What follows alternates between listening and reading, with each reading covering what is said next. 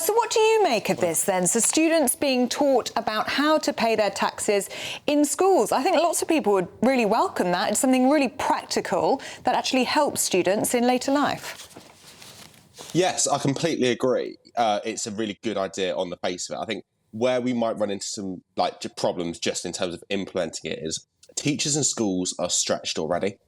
I would ask, well, if we're saying yes to implementing this really valuable thing, then actually what are we cutting from the curriculum?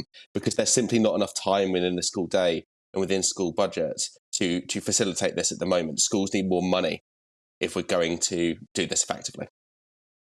Do you think, just generally, Callum, from your perspective inside the classroom, do we need to modernise the curriculum? Do we need to be teaching students more practical life lessons moving forward, rather than, you know, when I think of the arts lessons that I sat in, that really has provided me with no general life advice, something like this would have been a lot more practical.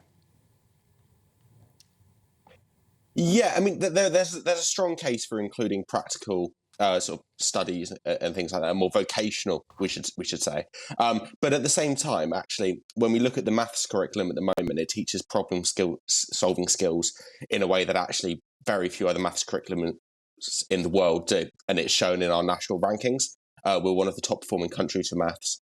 We've also changed how we learn how to read and write in this country in the last 15 years. Again, massively progressed our rankings on the international scales. It's really, really important, though, that if we're going to introduce this stuff, which is not, as I say, a bad thing at all, then actually we have to do it without taking away from students' actual real academic experiences in schools and classrooms.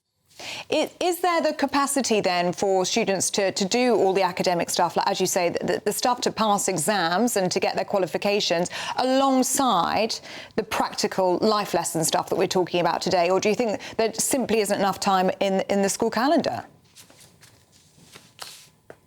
There is. The reality is a lot of schools do it very, very badly at the moment. It is the honest truth. And that's not a criticism on schools. It's because as teachers, I'm trained to teach law and politics. I'm not trained to teach someone how to do their taxes. Now, I can fumble through my taxes, sure, like most people in the country. That doesn't make me an expert in tax.